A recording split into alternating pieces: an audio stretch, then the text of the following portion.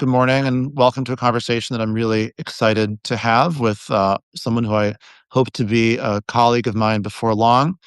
Congressman Greg Casar from Austin is part of a new generation of fierce, progressive uh, members of Congress who are really changing the game on a number of issues and showing a different path for progressive activist members of Congress to bring about the kind of change that we need as a country and to fight back against the authoritarian nightmare that we're enduring at this time. I'll also just say it's been interesting for me as a mayor to get to know some of the members of Congress who come from local office, which is, I think, a really useful history and background to kind of test ideas against the way that practical implementation does or doesn't work on the ground.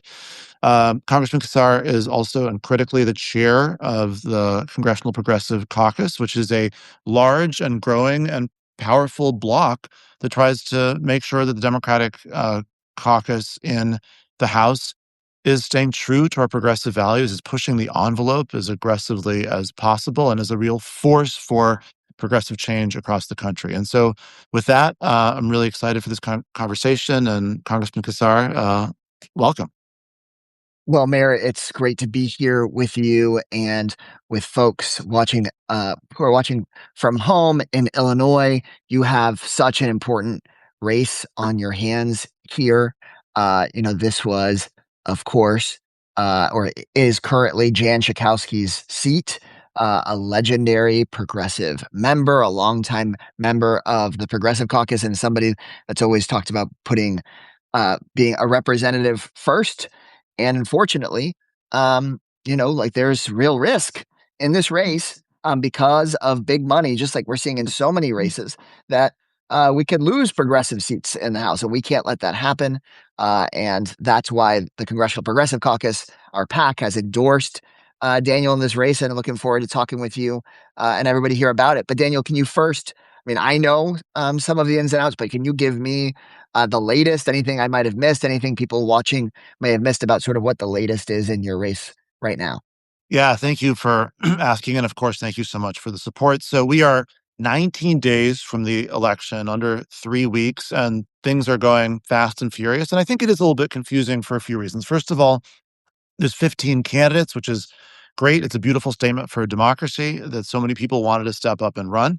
But in these last weeks leading up to the election, the focus has really turned to a small number of candidates and to a real shift in the race, right? So, one of the candidates, Laura Fine, who was not all that visible throughout much of the campaign, she has support of APEC. That's the America Israel Public Affairs Committee, which is basically a lobby group that supports candidates who support the policies of the current Israeli government. And one of their red lines is they only support candidates who will oppose any conditions on military aid to Israel at all. They pick candidates who will commit to supporting a blank check of military aid to Israel. And obviously, there's a lot for us to say about Israel and Palestine and what it's going to take to make just policies take root in that region. I'm happy to discuss that. But even before we get there, the idea that we should support a blank check of no strings attached military aid to any country in the world, it just makes no sense. But that is the position that Laura Fine has taken, and that's what gets APAC involved. So, what does that mean? That means that they raised way over $1 million for her last year, traveled around the country with her, money mostly from out of state, from right wing sources. They've become a Trump aligned group, and so it's no surprise they raised a lot of money from Trump donors. In fact, more money from Trump donors than from our district here in Illinois. That's the first thing. But then after she used a lot of that money to run television ads in support of herself, basically she went off the air. And in that exact moment, a new dark money super PAC that seems to be funded entirely by APAC went up on the air. And now they're spending millions, literally millions and millions and millions of dollars propping up Laura Fine and attacking me with really misleading, disingenuous ads. And so there's kind of a two choices in this race. First of all, is do you want someone who stands for and has always stood for progressive values and is going to fight for justice? Or do you want someone who wants to support a blank check of military aid for Israel? But there's also this other bigger question of who decides?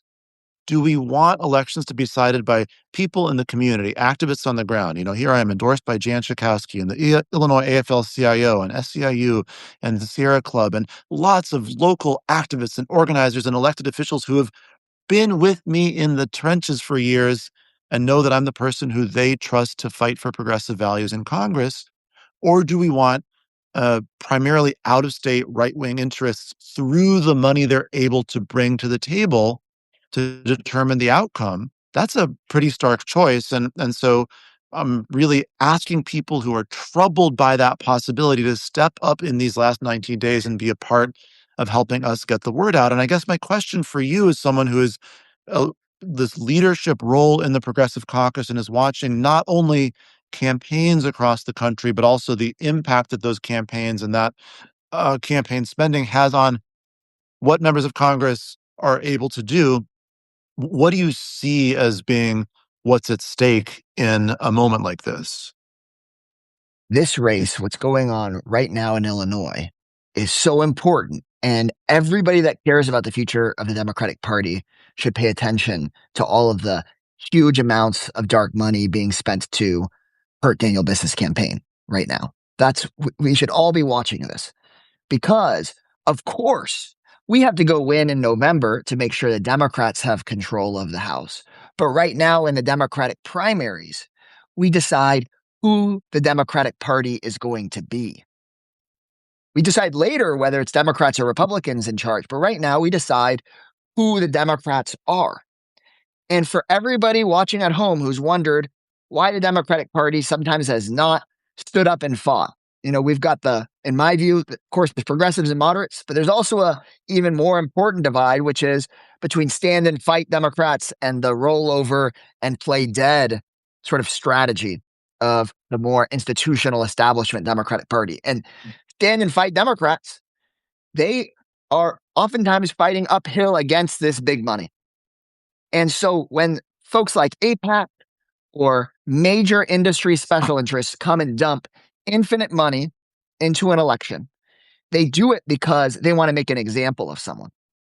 So in this case, APAC wants to make an example of Daniel and say that even in a progressive district like this, they can dump infinite money because Daniel isn't willing to toe their line and send a message to all the other Democrats that, you know what, you should just set aside our values when it comes to what's happening in Israel and Gaza. Set aside your values because otherwise we'll just take you out. But if what we do is say, you know what, we're going to reject shell PACs, we're going to reject massive super PACs spending tons of money, including Trump donor money in elections, and instead go with the people.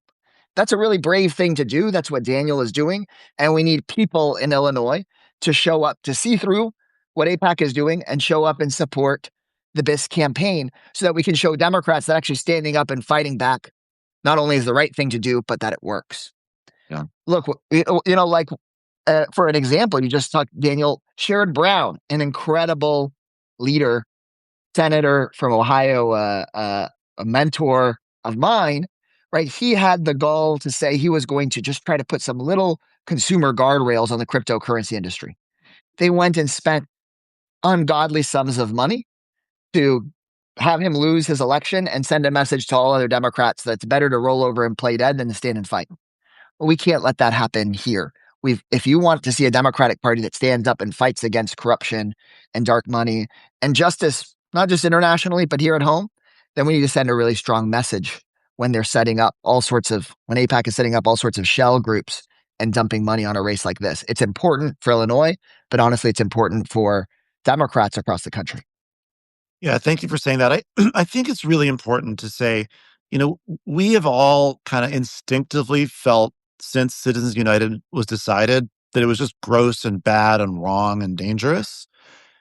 But I don't know that we've really seen the full effects of it until recently. And you mentioned crypto, and I'm glad you did. There is a small number of interests, APAC, crypto, big AI companies, that have basically figured out we don't need to, try to win an argument on our issue.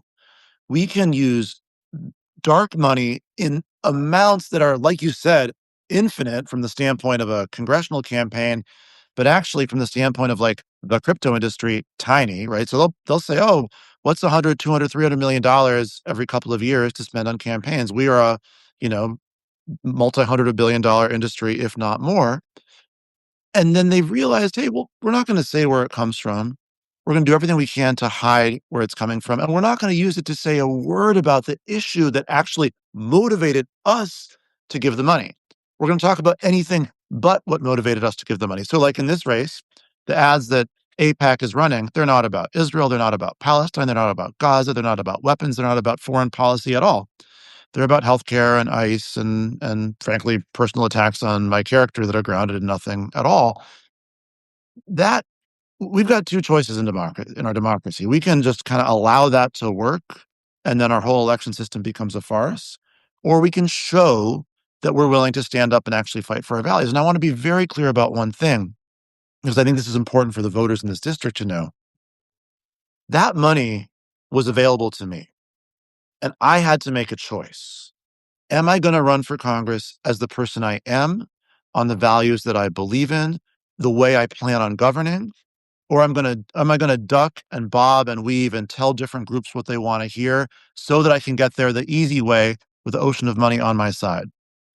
I chose to do this the right way because that's who I am, and that's the only way I'm willing to get to Congress.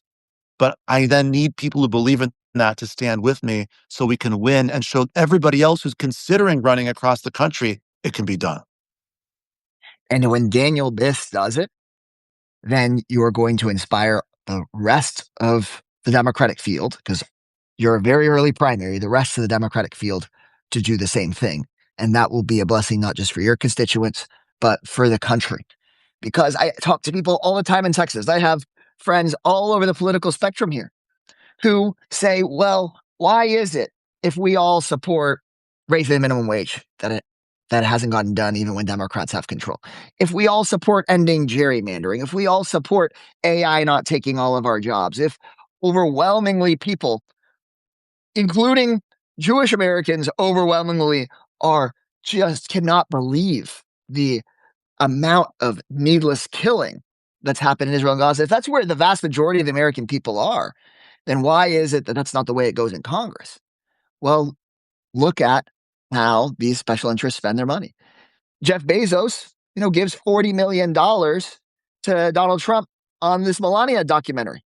And then he gets an $8 billion tax cut in return. If it wasn't so disturbing, you would call that a pretty good return on investment. Similarly, right, there is just gobs and gobs of money being sent in weapons without any condition.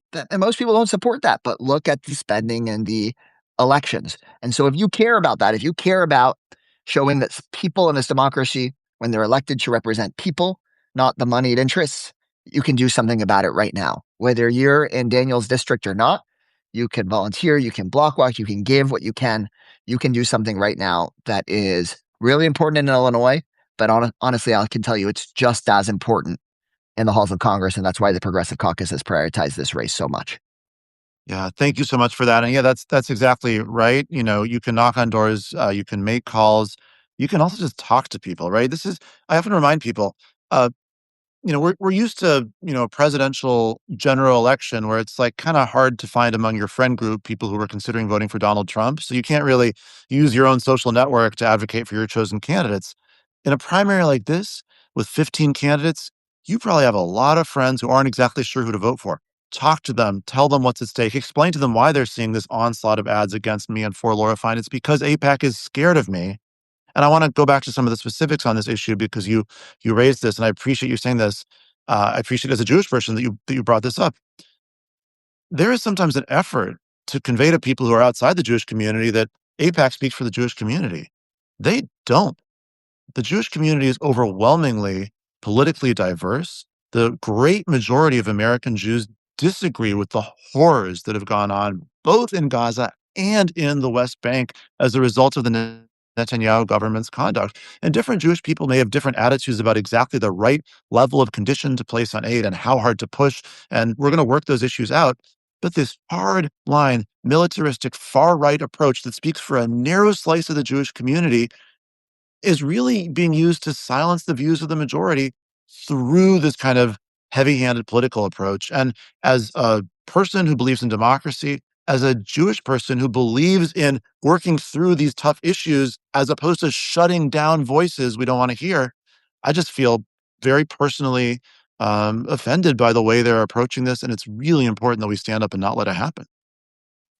And what folks you guys just heard Daniel say on the Substack, I could tell you will make a huge, huge difference inside the Democratic caucus because we have meetings on this. You know, we have lunches. People sit down and have personal conversations to struggle through how to deal with what happens next.